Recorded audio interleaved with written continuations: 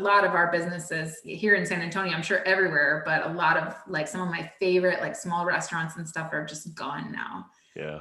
All right. Live streaming is working. I'd update the streaming key for some reason, but we're live, everyone. Thank you for joining us. We will get started here shortly with Liron. He's ready. He's spooled ready. up. He's done his morning jog. He drank his protein shake. He did his keto butter coffee this morning. He's ready to go. All accurate. Are you still doing the keto? For the most part, yeah. Yeah. So I'm like, yeah, since we moved and all this stuff, it's been a little bit harder, but I'm gonna get back into it pretty hardcore. I've been listening to some interesting kind of new theories on it and stuff, so I'm gonna get back into it. But yeah, I cheat on the weekends usually, but then it gives you the taste of the carbs again, and you're like, oh, yeah, it's delicious. I'll have bread on the weekends, also. Nice. All right. Here we go. Let's not forget to record, because when I go live, I also forget to record. All right, here we go. Hey, what's up, everybody? This is Andy Arnott with Amy Weiss. And this is Seller Roundtable number 76. And we have a return. It's part two. You guys are probably too young to remember part two. What was that movie with? It was like one of those like cheesy 90s movies where they like spoof. Yeah, I can't remember the full name, but anyway. It sounds very familiar to me. I digress. We have Liron Erskine here. Hey man, thank you for being on today. Welcome back. Thanks for having me on. I'm happy to be here. Yeah, and if anybody doesn't know Liron, he's gonna give you a little bit of background. You don't have to go as deep. If you want to hear more about, like, go really deep, go back to the previous episode and listen to that. But just kind of update us to what you're doing now. Sure. Well, yeah, a little background. I got involved in selling on Amazon in 2014. Built a couple of private label brands. Now I also run an Amazon advertising agency, so we're managing ads for over 100 brands on Amazon. And I'm involved in some other things. I'm actually advising a lending company in this space, and I'm also advising a company that is acquiring Amazon brands. So I'm gonna guess. I honestly don't know who it is, but I've seen them everywhere. So it's probably Thrashio, right? It's not Thrashio. Oh wow. Okay. All right. Well, a new competitor. I like it. There are a lot, yeah, and it's something we could kind of talk about a little bit in the context, sure, of like bigger picture Amazon stuff. But I've had conversations probably with 5 or 6 of these types of companies now that are coming in. And so what happened was in April, there was an article in TechCrunch about how Thrashio raised money. And I think at that point almost had $1 billion valuation. Then they raised money since then again and got to $1 billion valuation. And what that did was it lit a fire under a lot of people in the space with access to raising money and institutional money coming in. So I've had some conversations with probably 5 or 6 companies. And there's probably 100 of these companies right now that are looking to acquire Amazon brands. The thing that it does is, one, it validates the fact that like big money's coming in. It means there's an opportunity. At the same time, I think it means that sellers have to step up their game a little bit, because the competition is going to be putting more money into things like creative and packaging and things like that. The nice thing is that generally, for the most part, Amazon's like a playing level field, right? Like you can't, both a big brand and we could bid the same thing to get those top positions, et cetera. And I think a lot of times the advantage that you have is that you care a lot more about launching and having success with a product than employee number 155 at Thrashio, right? That's just nature of entrepreneurship. So I feel like, there's still great opportunity for sellers, but also like I do see this kind of shift in terms of big institutional money coming into Amazon. Yeah, absolutely. And if people don't know about these companies, they operate very similar, but some have their own little spin on it, where it's, a lot of times they'll approach you, or you can approach them and say, hey, I want to exit, or they might say, hey, we want to acquire. And then they do a deal where, they either, they give you a multiple and then a kind of a payout after a certain period of time, or they let you keep some, some people, want to keep a small bit of equity as it grows. There's all these kind of creative ways that they're doing this. And what these companies are, they're pretty much like a, I don't want to call them incubator, but that's kind of what they are, where they've got a team of people, they've got like listing optimization experts, they've got PPC experts, they have all these people who are experts in, a specific thing on Amazon. And when you bring that team together, they can really optimize an Amazon business. So they kind of got processes in place and all this stuff in place. So it's a really interesting business model. It's something I actually thought of years ago, and I wish I would have deployed. But I think Casey's working for Thrashio now, isn't he? Yep. Yeah. Casey is their VP of SEO, and he leads a team that I think all they focus on is like organic ranking. Yeah, that's Basically cool. for the brands. Yeah, interesting. And yeah, kind of a similar company I'm involved with. The name is Flywheel Commerce. It's buying brands. They have a kind of a particular focus in pets and baby, but because they already have some companies there and like big email lists, but they're essentially looking to acquire product brands that are doing $1 million or more in revenue. Yeah, that's But interesting. yeah, there's great opportunity to build up. I also happen to think that valuations are going to rise over the next few years, because as some of these bigger players are looking at the same companies to acquire, there's going to be maybe more bidding to buy. So if you're building a brand, it's a great time, because potentially your valuations may go up over the next 2-3 years. Yeah, and I also think that, if you have an established Amazon account, like the value of that account, especially with like the reviews and, kind of a seasoned account, where you have a lot of data, when they can come in and see what you've done in the past, see, PPC stuff, like all that kind of stuff. The more data that those companies have, the more they can optimize that business, right? So, yeah, I agree with you there. On the PPC side, since I feel like that's really what you've been digging into lately, this is kind of a general question. Our audience is, anywhere from starting up to, some advanced stuff. But what I see a lot of is a lot of overlooked placements, right? There's Amazon's always rolling out new placements. So what do you think right now is like the most overlooked placement, and where do you think that people can have the best kind of return on investment in terms of some of the new placements out there?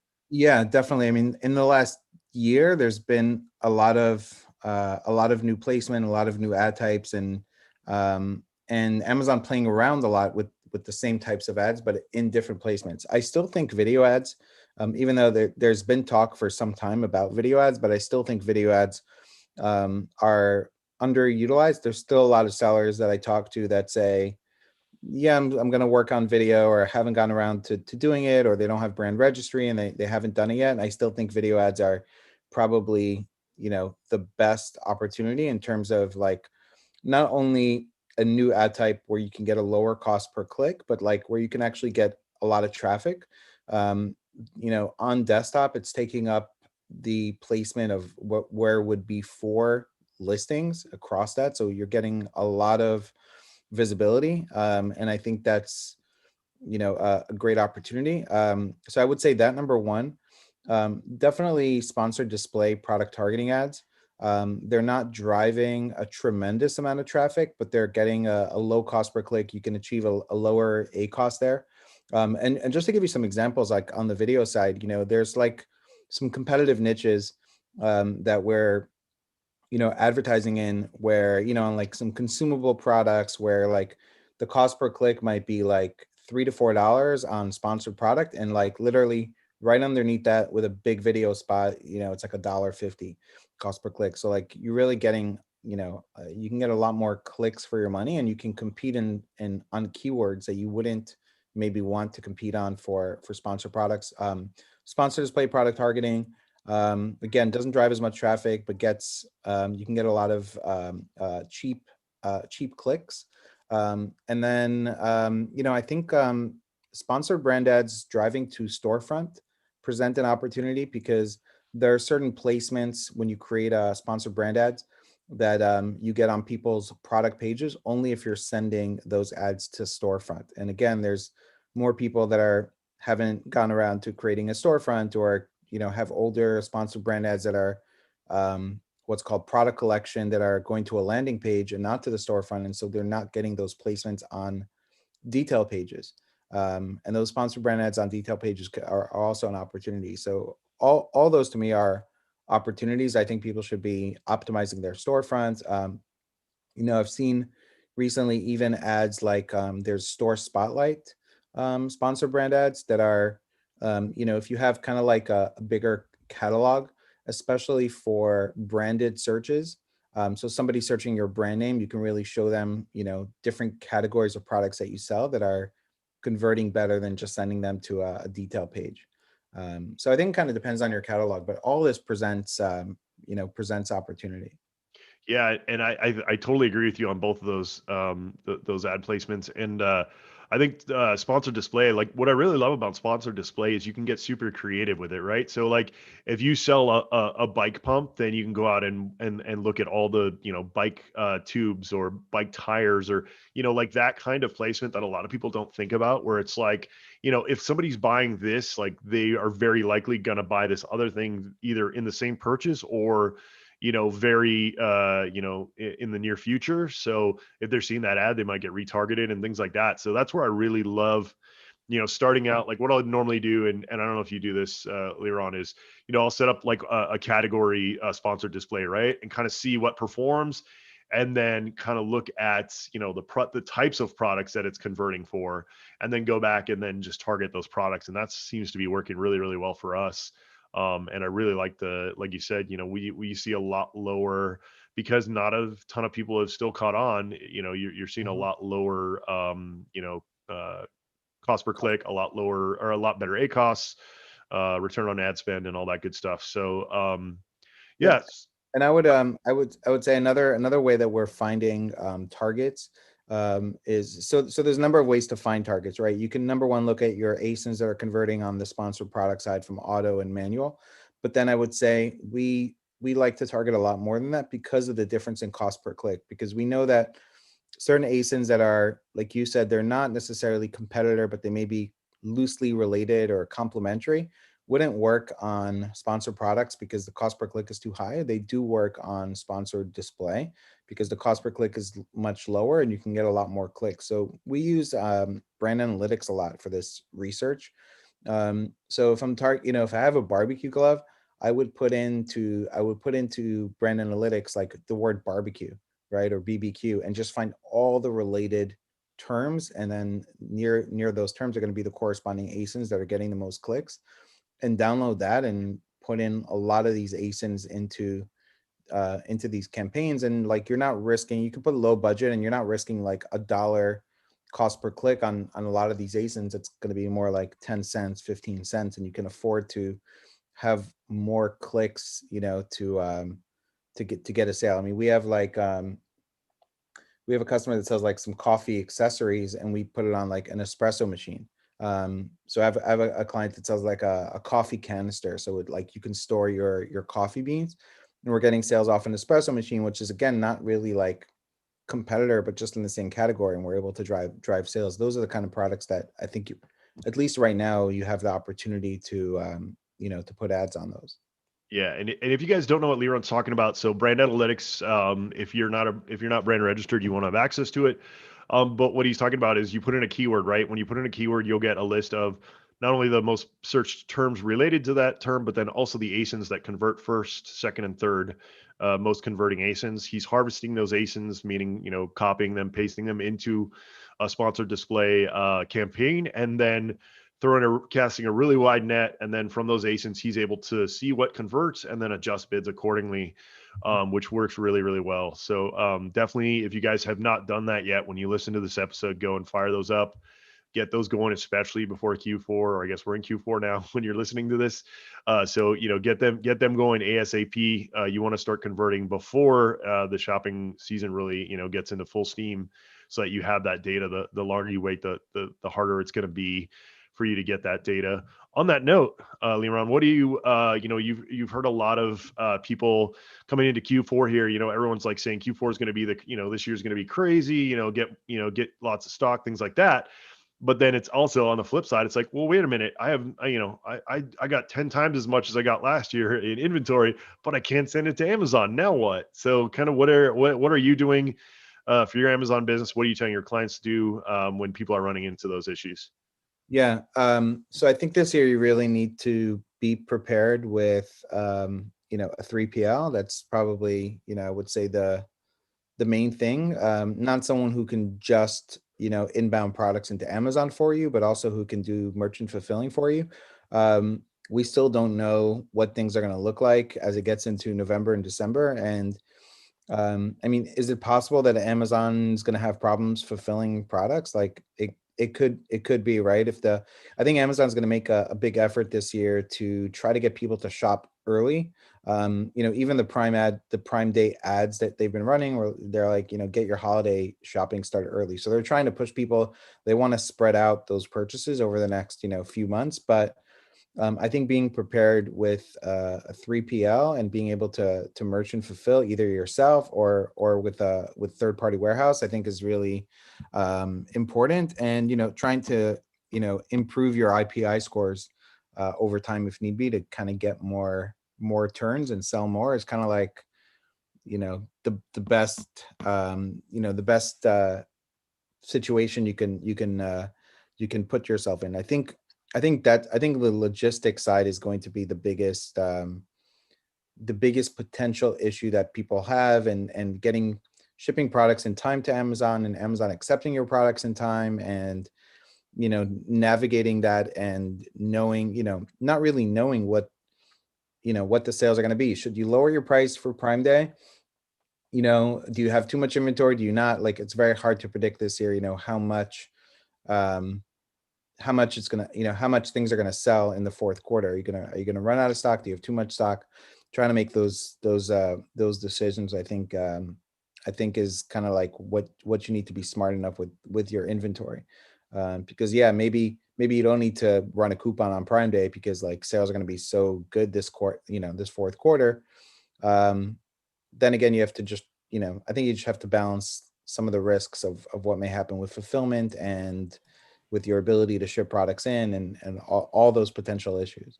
Yeah, But I do think it's going to be the biggest Q4 Amazon has ever had. Yeah, absolutely. Yeah, I mean they're always usually up by like 20%, right? But it's I agree with you. I think it's going to be more like probably 40, or something like that. I definitely agree with you there, and I definitely agree with you on the 3PL thing. The only thing I'm worried about, honestly, is a lot of these 3PLs might not be able to handle the crush of incoming business, right?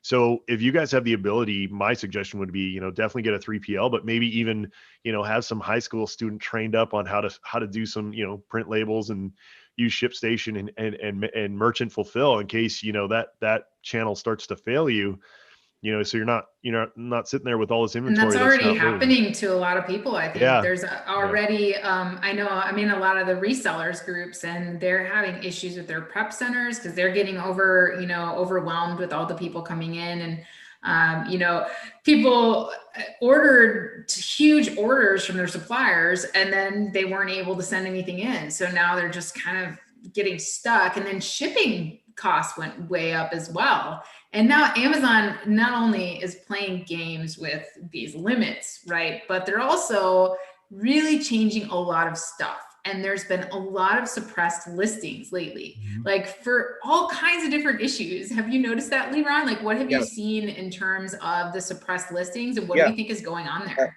I saw today. I mean, I think Amazon has this year put in place a lot of these bots that are running, that are suppressing listings for a variety of reasons. I saw today listings were down because they had the word bonus in them, in the listing. So I think Amazon is, yeah, running a lot of these things.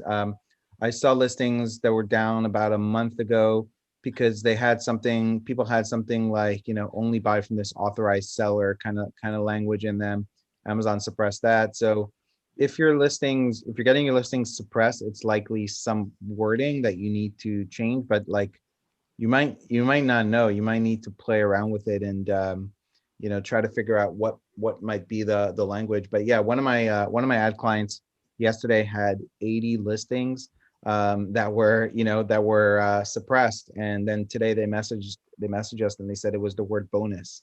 So I just think there's, Amazon just has more of these like things in place. I'm seeing it when people are loading images, that images are not getting, approved. If there's some, I had somebody show me they had text on their packaging, and Amazon, said, you have text in your image, you can't upload this image. And the text was on the packaging, right? So, there's a lot of these issues that, I just feel like when you're dealing with Amazon, you have to be prepared that you're going to deal with some headaches. But if you know how to navigate things and you can overcome it, obviously it's a great opportunity to sell products. But dealing with Amazon can be challenging at times, to say the least. Right. Yeah. I think it's, it's with any platform, right? Like we recently started selling on Walmart, and I mean, it kind of makes Amazon seller support look good, because Walmart doesn't really have, like, it's a good platform, and they're really trying to build something there, and they're trying to be good about it, but there's really no support. And the system is down all the time, and it's just kind of a mess. So it's part of selling on a third party platform. And all of us love the traffic that we get from Amazon. We love the channel. It's still a great opportunity, but it's just one of those things. We gotta stick with it. So it has been super weird. We had like a couple of our listings were suppressed, and it said something about like the main image being attractive or something. And we were like, what? Okay. I keep telling Amy not to use the bikini photo on the main image. I keep telling her that. I mean, I work hard for this body. Okay. I know. I see the stories. Yes. Oh my goodness. So what about these bad reviews that Amazon is following up with customers, Leron? How do you feel about that? Like they're following up on bad reviews, but we're not allowed to. Yeah. So for those that didn't see, I had a friend of mine send me this email he got from Amazon. He bought a Blink, I think it's a Blink like security camera, which is owned by Amazon. And he gave it a 1-star review. I think he was having like, issues with it. He gave it a 1-star review, and then he got an email from, I'm an Amazon account representative working with Blink, and I saw you wrote, you had a problem with the product. I wanted to help you. What's your email and phone number? And I posted that, and like, it really shows that, unfair treatment to Amazon's own products. If third-party sellers could do that, I think they would love the opportunity to fix issues for people. And although the email didn't say like, hey, we want you to change your review, but certainly being able to reach out to a customer when they have an issue is potentially, potentially they could go change their review because you fixed their issue, or potentially you could ask them if they would be willing to update it. And sellers just don't get that luxury. So this is why Amazon is being scrutinized, by Congress, and why they have bad press, because they say they don't do these things, but in reality they do these things. Just like I'm sure Jeff Bezos said when he was in Congress that they don't allow Amazon employees to use third-party data to create products, but he's not sure that it's never been violated, right? Like internally you have employees that have violated these guidelines. And we've seen in the last month, today actually there was an article I posted about an Amazon employee that was arrested by the FBI because he was refunding orders. Like I think they went into accounts, changed pricing.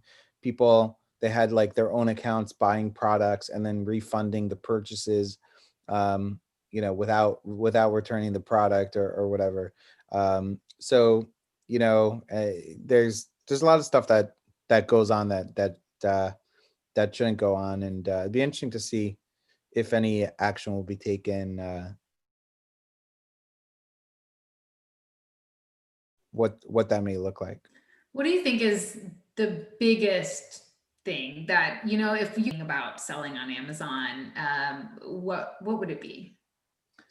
I think it would, seller support and, deal, it's the Amazon like shoots first and asks questions later, right? Like, they you could have one customer complaint, your listing gets taken down. You can get negative reviews.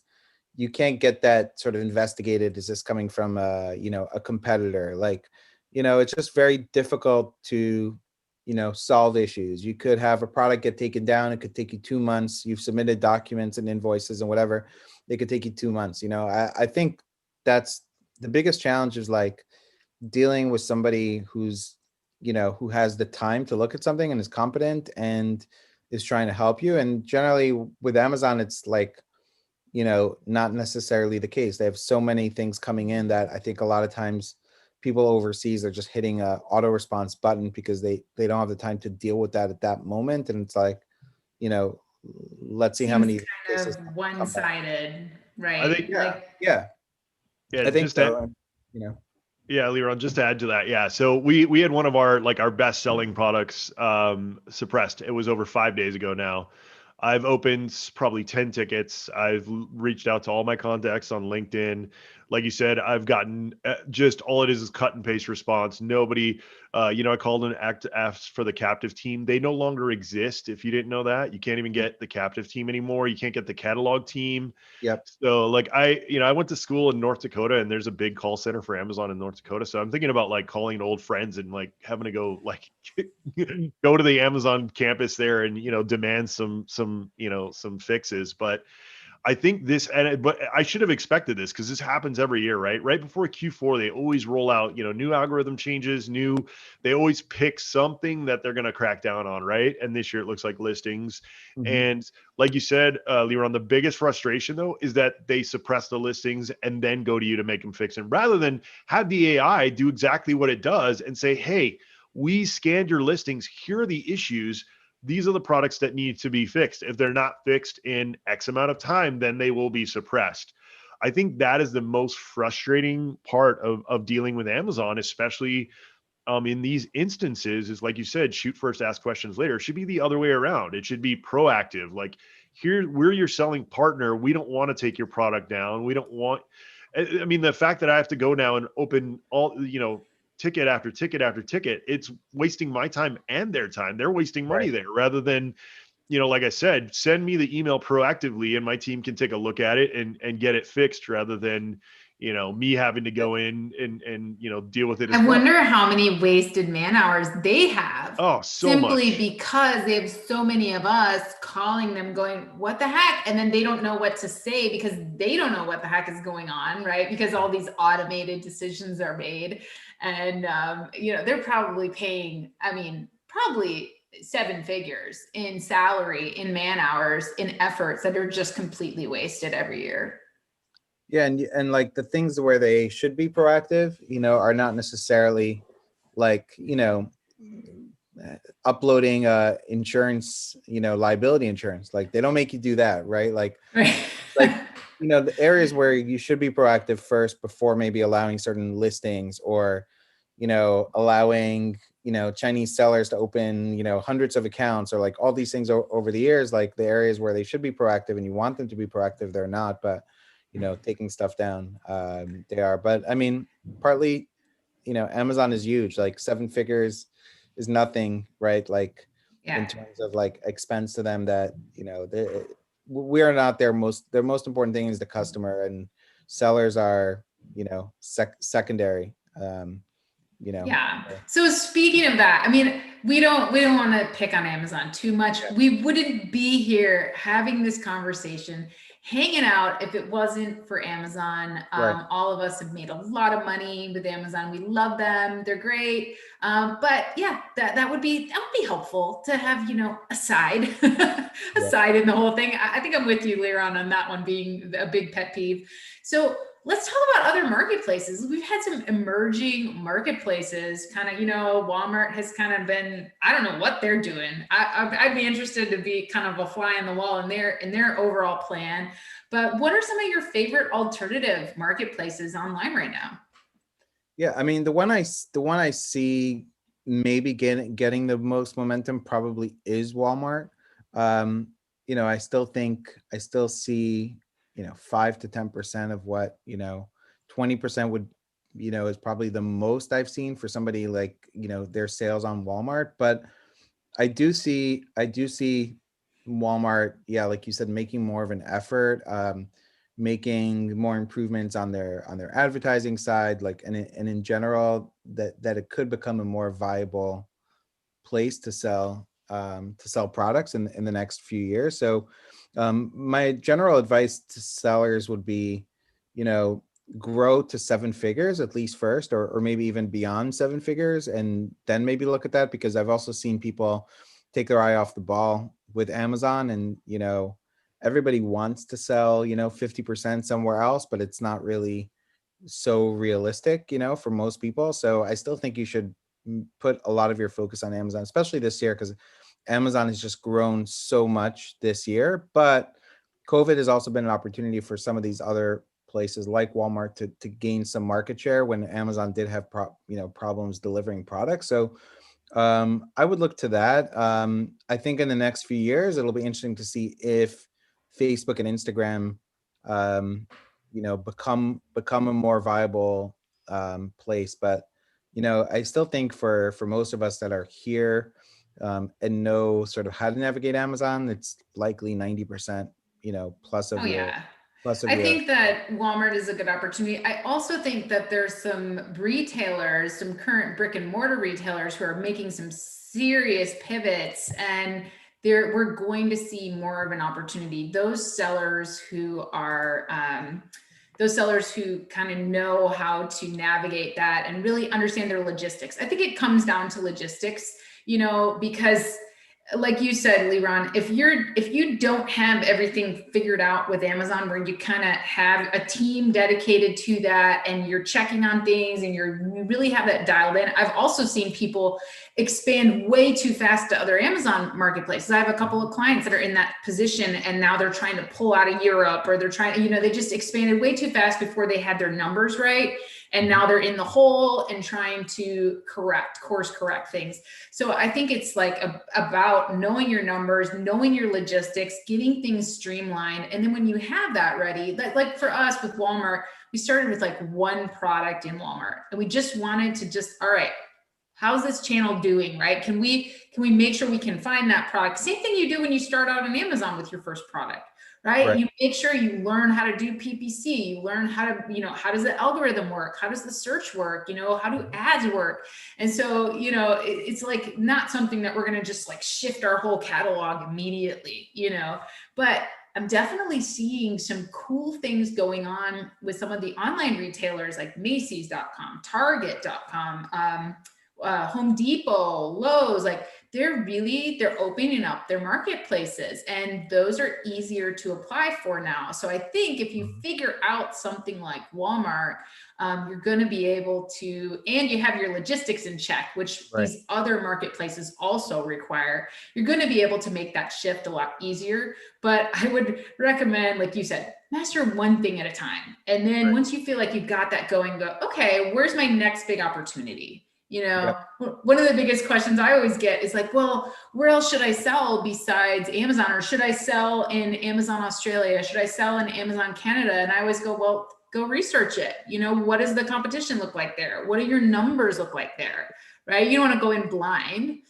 Yep. And I think you want to think about also, for your type of product, is it a product that you should try to build, your own Shopify, your own audience to, or is it, or is it more of a marketplace, type product? There's some products that are going to lend themselves to brand, and there's some, if I'm selling, you know, uh, a doorknob, right? Then like that's going to be that's probably not something I'm going to like sell a lot through a site or a brand, but that could be a good like marketplace type product, or very generic commodity type product that some people have had a lot of success with over the last, especially if you got in at a good time on Amazon, but they may not make sense for your brand, or to build a brand around in a website, or think about, do you want to invest in in doing your own site? I've seen sellers get to a certain size, like, 4 or 5 million in sales on Amazon, and then use some of those profits to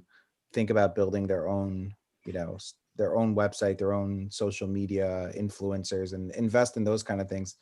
And, you're building like an asset when you're doing that. I just think you want to they say, keep the most important thing, which is for the most part, I think Amazon is just easier in terms of like having success. I think it's easier to figure out. Right. Yeah, definitely. And I think it depends on the product, like you said. If you don't have something really unique, if it's just, hey, you're selling duct tape. Right. Well, that's probably going to be, or a doorknob. Okay, great. Yeah. But if you have a doorknob that has a fingerprint reader on it and it's unique, well, then your brand presence off Amazon is going to become important because, you can definitely expand beyond Amazon into some of those other marketplaces because you have that unique side of things. So, and all of us know how important external traffic is to Amazon. So the better product that you have, where you have some of that diverse traffic coming in, and you can get in some of that free organic traffic, some of those assets can be very easy to build for somebody that has a wow product, right? Yep. But if you're just trying to make some sales, you're just trying to do the commodity thing. Well, yeah, I agree with you 100%. Like, figure out the Amazon game, play it well. Yep. So tell us about what you have going on, Liron. Like, you went from, selling on Amazon and you've got, a new podcast. I've loved some of your recent posts. I love your cartoon character thing that you got on your podcast. And you've got a consulting business now. So tell us what you got going on. Are you still selling on Amazon, and what's your future? Yeah. So I have I sold one brand, and I have another brand that I still sell on. And then I'm advising a company that's buying Amazon brands that right now own like 5 different pet brands, including the one brand that was acquired recently. You can look up. It's called Paw 5 in the pet space, and looking to acquire more brands. So that's kind of fun to look at potential brands and advise there. And then I also run an ads agency. So where I'm spending a lot of my time now is on the PPC side. We could talk a little bit about DSP also, because that's kind of I would say an emerging area, but I can kind of talk to a little bit of the hype around it and what the truth is around DSP. But focusing a lot on the Amazon ad side. So we have over 100 brand sellers or whatever, that stores that we manage their advertising. And that's where I'm putting, I guess, a good part of my focus. And then I'm also helping sellers. I'm working with a startup that's helping sellers in lending. So in inventory financing, and kind of innovative way. Instead of lending all the money up front, they're doing it like over time as you need it for your first order, for your next shipment, for your future orders, and you end up paying less interest. So that's kind of fun and interesting also. So that's and then I still have one original brand that I started back in 2015 that's got more seasonal products that I'm selling. So and I talk to a lot of sellers like every day. I'm having conversations with sellers all the time, and I have the podcast, e-commerce mindset, and Facebook group. So I'm just like, I had the opportunity recently to help a seller that was on Shark Tank get their product launched on Amazon. It was interesting. I spoke to them 2 weeks ago, and they were in a Vegas hotel. Shark Tank moved their shooting. It'll be on in this season. Shark Tank moved their shooting to Vegas, and it was him and his partner.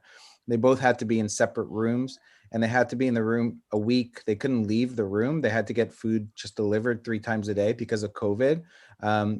They had to be quarantined, a full week before the show started. But and the interesting story about those guys is they had a very, very successful Shopify product, over $1 million this year in sales.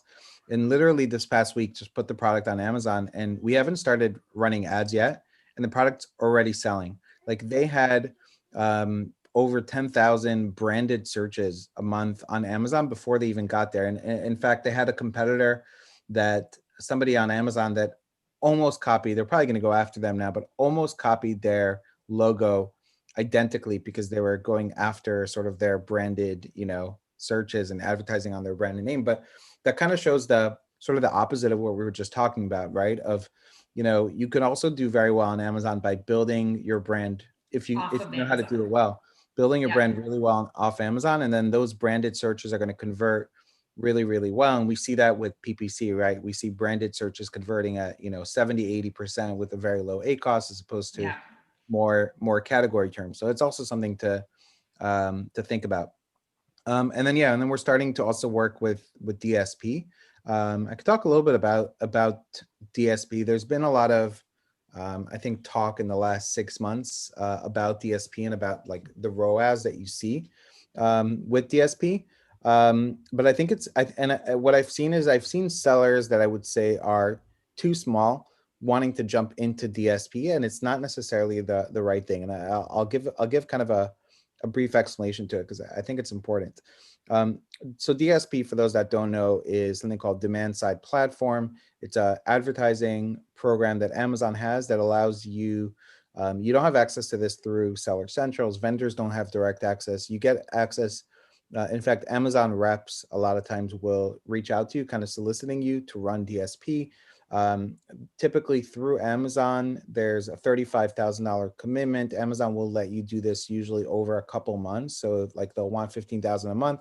I've seen them recently even lower that some for people to get them into it. And I've also seen other, agencies and people talk about DSP and talk about the return on ad spend that you see on DSP. And so with DSP, there's different levels of targeting. So what these are display kind of ads. And there's a variety of targeting that you could do. And sometimes you'll see people talking about a really good return on ad spend, especially with retargeting. So there's retargeting in sponsored product. You could do it under sponsored display audiences. The retargeting there is different than what you're seeing with DSP. The difference is that you have more control with DSP. With sponsored products, with display, retargeting targets people that have seen your products. It also targets people that have seen other people's products, similar products. With DSP, you could target people who have just seen your products, also within a certain time frame of days. But the thing is that the results, both on sponsored product side and on the DSP side, are not just people who clicked on the ad and came back and bought the product. The results are also views. Okay, so that means if you have a product and somebody's on CNN.com or Fox News or a third-party site, or they happen to scroll across your display ad on Amazon and just happen to view it, and then they were going back to that product anyway to buy, that sale gets attributed to DSP because they viewed the ad. They didn't necessarily click it, but they viewed the ad. They scrolled past the ad. And so some of the results that you're seeing with retargeting is really just partially cannibalizing, or partially you would have gotten those anyway through organic. And so the results are a little bit inflated. Where DSP kind of makes more sense is doing retargeting, but also doing what's called mid funnel or upper funnel targeting, like showing your ad to people who have viewed competitor products, showing your ad to customers that are interested in, your segment, your niche of products. The thing is that it's not as sexy because the return on ad spend is not as good. The results you'll see are not as good. You're going to see a 1.5 or a 2 ROAS. And when people translate that into ACoS, it's 50, 60, 70%, and it's not as good. But the main thing you want to think about with DSP is driving other metrics other than return on ad spend. And that's why it's meant more for bigger brands. So things like new to brand customers, how many impressions you're getting, how it's growing your overall sales, how many more branded sales you're getting through your sponsored products on the Amazon side. And so I'm seeing more smaller sellers saying, hey, I want to do DSP, but then disappointed when they do it, that they're doing retargeting, but it doesn't really grow their overall sales very much. And so I would say if you're spending, 25,000 plus on Amazon ads and you're interested more in like brand building, then DSP is something you should maybe look at, but also that there's a certain level of hype around DSP right now that you need to investigate further to see if it makes sense for your brand. Yeah, and it's interesting too because Leroy, I don't know if you got this feedback from clients and some of the people you work with. Like you said, it's for bigger brands, and a lot of people are probably going to be disappointed with the results if they're looking at, like you were saying, return on ad spend, and kind of it's more of a a brand play than it is like a sales play, right? So Yep. it's to get your brand out there, to get people to know who you are. So it's somebody who's probably maybe even transitioning from like 7 to 8 figures, or, kind of the brands Yep. that are really trying to grow quickly, Yep. and maybe have some good funding behind them. But don't expect, if you go into that program, to get, a bunch of money, a bunch of sales, unless you have something super, super new and crazy that people are going to, it's going to blow their minds. It probably won't be the biggest, return on ad spend there. Yeah, and a few things along with that is, number one, there's certain categories and certain types of products where it does make more sense than others. So if you have consumable products, it makes a lot more sense. You can not only do retargeting, you can also do something called remarketing, which is targeting people that have bought your product in the past. But let's say you have a product that a fish oil that people should be buying every month. You could target people who bought your product more than 30 days ago, but haven't bought in the last 30 or 35 days, for example, right? So like you're trying not to cannibalize your organic, but showing your product to people who've bought it in the past. Or you are just in general, in terms of like targeting competitors or retargeting, you can absorb a lower return on ad spend because you're trying to buy that customer and get a lifetime value on that customer. So it's more worthwhile when you're, health and beauty, supplements, consumable products makes more sense. Or if you have higher price products, right? Retargeting also starts to make more sense because there's a long, Amazon calls this a consideration period, right? There's a longer period of, if you're selling, an elliptical machine that's, $800 or $1,000 or whatever, then somebody is not necessarily looking at that, at looking and buying all at the same time on that product, right? They're doing some research, they're coming back a few days later, they're talking to their, a family member about it, right? Like it's a longer decision process, and it makes more sense to retarget. And when you have that higher priced product, that additional cost, you have the margins and the profit per sale to like absorb it. So for those types of products, it can make more sense. And then, yeah, I would agree with you that like generally, it's for people who have bigger budgets behind them, or they're already like, $4 or $5 million in sales. They're spending, $25,000-$50,000 a month on sponsored products. And, and as well, you have these products that kind of make more sense for them in the category, and that ROAS is not the main metric you should be measuring. Also, when you do this with Amazon, you could do this through Amazon, you could do this through agencies. When you do this with Amazon, you want to have a very good understanding, because I did this with Amazon before I had an ad agency, before I could do DSP. I did it a few years ago with Amazon, and I spent 50 grand, and I didn't even get like a 2x return on my ad spend. I lost money doing it. And I didn't even understand the targeting. Amazon didn't even tell me. I didn't even, like they didn't tell me what percentage of my money they're putting on retargeting and what percentage they're putting on competitor. I just knew DSP, it's an advertising opportunity. Amazon contacted me, and then they just blew my money, really, really quickly.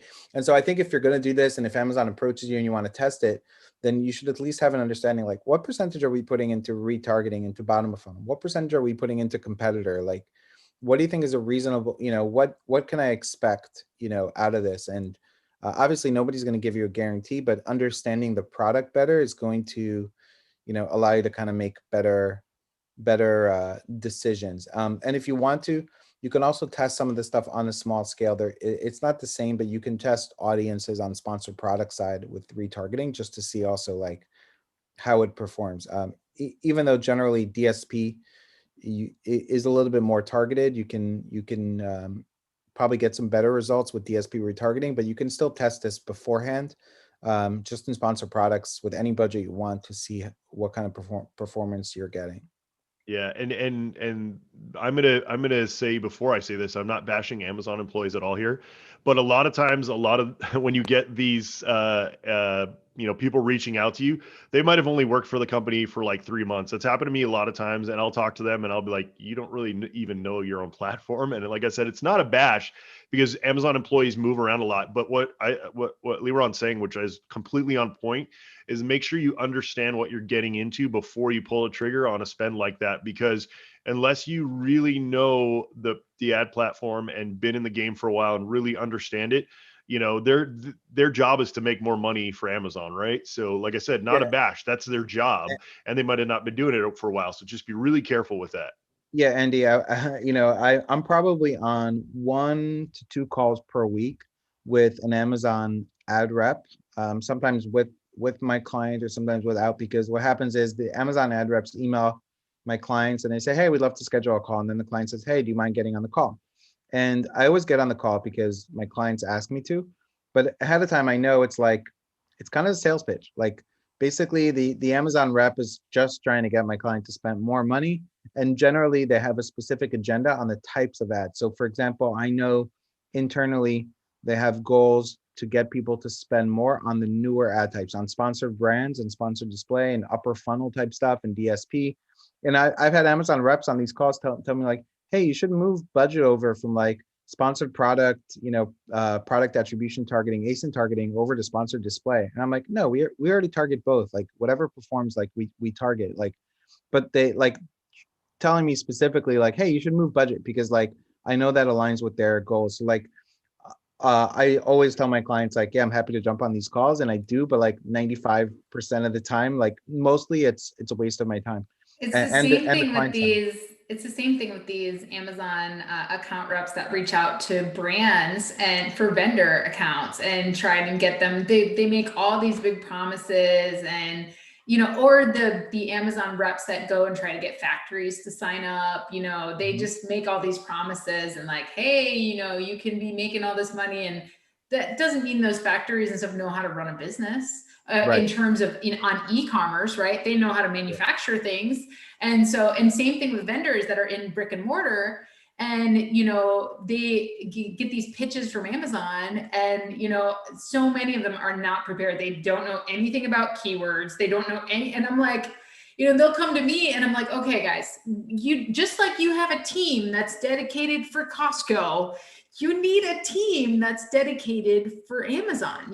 This is a whole big learning curve. They will private label sellers on Amazon will smash you. They will crush you like a cockroach. Like you have to understand this stuff. So it's the same thing. It's sales, and it's good to have. It's good that they have those account reps, and sometimes they could be helpful. But you do have to remember, it's just like us selling services, right? I mean, of course, we want to have the best interests of our clients in mind, Yes. but we're still selling a service, right? Yeah, So, absolutely. I mean, I would say that if a rep does reach out to you, sometimes they have access to certain data that you don't have that is useful. I've seen data, I've clients that sell consumable products, and Amazon will show them like 65% of people order a second time. Like that's something you don't necessarily have. Or they'll show you, this consideration period. They'll show you like on your sponsored products, 37% of people buy the same day, 40% are buying, 2 weeks later, and then the rest are buying 90 days later. So sometimes they will show you access to certain data that could be helpful. But, like you said, as far as like selling a service, if I don't do the right thing, I get fired by a client, right? And Amazon rep doesn't really have consequences. If they got your 35,000 for DSP, well, they just, moved one step closer towards their goal. And there is no consequence, right? Like, so they're not always aligned with you. And I think as long as you remember that and utilize Amazon for data and certain things that they have that you don't have, but just know in your mind that ultimately, yeah, these are employees with certain goals, and those goals don't always align with you. I had a client today who sent me something like Amazon emailed them a file to like optimize their stuff, and that stuff is being done in India by people who don't fully understand keywords and things like that. And I would be very hesitant to allow Amazon to give me a file to just upload into my sponsored product. So I think it's just being aware and of what's going on, and like having a certain understanding. That's why it's good to be part of communities like this one and Facebook groups where you can post and say, hey, when Amazon optimized your stuff, did you have a good experience? When you did DSP through an Amazon rep, what was it like? And being able to ask questions and get other people's experiences, I think is it's why we have these groups. Yeah, absolutely. Yeah, and Leron, I agree with you. You know, those account managers can get you great data. You know, just don't use the files they send you. You know, ask them, hey, what time of day am I? You know, is my PPC converting the most? And you know, all that data that they don't give you up front.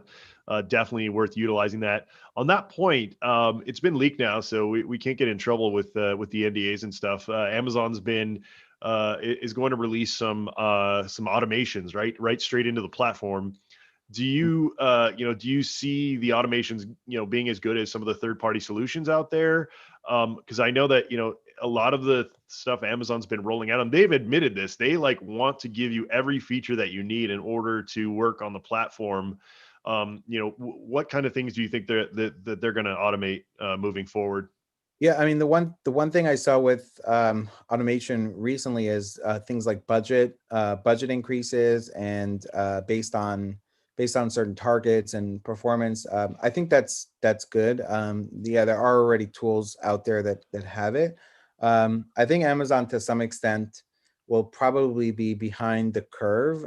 Like, I think if you don't have those tools, or if you're not using them, or if you're managing things manually, then it's probably useful to you. But if you have good tools in place, then, like, for example, on our end with Prime Day, we're already putting in automations through tools we use to increase budgets by 50%, the 2 days before Prime Day, increase budgets 100% on Prime Day, at least on the campaigns where we feel it makes sense, and bring it back down to zero, right? I can't do that right now. And that's the kind of stuff that I think you'll be able to do with Amazon. I think that's useful, but to some extent, Amazon, I think, waits until some of the tools validate things that people want and that they develop and they see and that they learn, and then they go and and Steal implement them? that.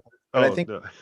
what's yeah, steal, exactly. I said steal, but implement's probably a better word. No, but Yeah. But I think the tools are, again, they're kind of a little bit more incentivized to bring things out and bring things out quickly. It's a competitive, landscape in terms of software companies, and implementing things that people want and staying ahead of the curve. Like, you're more incentivized by your customers to innovate and do that than Amazon will. That being the case, I think that's a good thing. If you happen to be using a PPC tool that doesn't have those features, then getting that within Amazon, I think, is useful. And it seems to me like it'll probably work the way it's intended to. So I think it's a good thing. But for the most part, yeah, it's probably not not as advanced as some tools already have. yeah, and I also think that Amazon's not in a huge hurry to do that, right? I think they are deploying stuff when they absolutely have to, when people are demanding it, because it makes them less money, right? The more you optimize your ads, the less money they make. So Yep. that doesn't And necessarily behoove them. yes, and what they're putting out is stuff that, like, this is a increase my budget if I'm not, if I'm performing, but I don't think there's going to be a decrease my budget if I'm not Right, performing, right? So, like, right, right. the stuff that they're going to put out, I think, is also beneficial to Amazon. And again, tools are more incentivized to put stuff out that benefits your paying customer, versus Amazon. So I think it's a good thing. But if you have great tools, then you probably already have some of these things in place. Yeah, absolutely. All right, last thing, the last question we have time for, which is a very important one because it's super interesting. I've seen this question answered so many different ways right now, and some people think it's controversial, things like that. But to me, it's interesting. In 2020, how's your launch process changed? Are you doing discounts? Are you doing rebates? Are you doing chatbots? There's always all this controversy, right? You get these posts that say, oh, if you do a rebate, you're going to get banned, and all these things. What's your current process, and how has it changed or evolved? Yeah, I mean, I would say that the it's a two-step process, and the first thing I do is, well, so I utilize a few things, part of my launch process, but I would say the first thing is utilizing ads, right? You have this what everybody calls this honeymoon period, right, where your product gets more love in the search algorithm when you launch. There's a couple of reasons for it. I think number one, Amazon wants new products to be discovered. It's beneficial, especially if you're pricing better, right? Like, it's to Amazon's benefit if you have a lower priced product that's available to a customer. Also, you don't have any negative sales history on a product. So if it has really good sales history, and because time is a factor in the search algorithm, you get the benefit of a new product that does well out of the gate in terms of ranking. So so we know that exists. So getting aggressive with advertising and getting sales, I think should be your goal. I also like to drive like natural behavior, which is why I think doing it through PPC is the best way you can do it, because you're getting people to, you're not just getting, let's say, rebate buyers that are probably checking out in 30 seconds, and it's not the necessarily natural behavior versus somebody scrolling through your listing. They're buying at your full price, right? I think a combination of being somewhat aggressive on price with aggressive ads. What I do is exact match targeting and ASIN targeting, utilizing top of search, like 900% top of search placement, 900% product placement, bid up and down, like a more aggressive strategy with a price that I think I can get conversions, whatever that price is, but not crazy low, because you're going to lose momentum if you raise your price too fast in the algorithm. So that's kind of my plan. Now, if after 2 week period, I'm not where I am, then I might consider using some search, find, buy service or way to get those sales to get some kind of push. But I've seen success just on Amazon PPC. And I think along with that, you need to use having access and using like the Vine program, getting reviews along the way, and being aggressive on price is the best way to launch products. And again, I've seen a lot of products have success. I don't believe that rebates are going to get you banned. I think what gets you in big trouble is the amount of reviews you're getting, and getting reviews from like low quality buyers that Amazon has flagged and recognizes. And that's when you run into, potential issues. But I don't see people getting, I don't see mass suspensions over rebates alone. I think it's more review manipulation, at least right now, that Amazon is concerned about. Yeah, I think it comes down to, and we've said this over and over again, guys, is you want your traffic to look natural, right? Like if you're doing only one thing, Amazon's, they've got, probably something similar to Google Analytics, right? For their entire platform. So they can pull up a product and they can literally look at the graph and see like, wait a minute, why is every sale coming from this one channel, right? And and they probably have AI that automatically flags that. So, I mean, really what it comes down to is, making your traffic look as natural as possible. So like Leron was saying, like super aggressive PPC, combined with discounts, combined with rebates, combined with micro influencers, combined with, some type of offset traffic, whether it's like Facebook, Google ads, something like that. I mean, really that's what I love to do, is just, I call it the spaghetti, right? Just throw all the noodles against the wall and see what sticks. Just like get super aggressive with it. And I think, that looks the most natural. It gets you kind of the most momentum really quickly, but you realize that you're probably going to be in the red. People don't realize when they launch in Amazon, you might not expect to make a profit on that product, especially in a competitive niche, for months. It could be 6 months, but as long as you have a plan and you plot that out, and you know that after month 6, okay, now I'm making this much profit, I can start dialing stuff back because now I'm organically ranked. And then the next month I can dial it back a little bit more. And they've got that long game. So guys, when it comes to launching right now, I think that's, still the winning formula.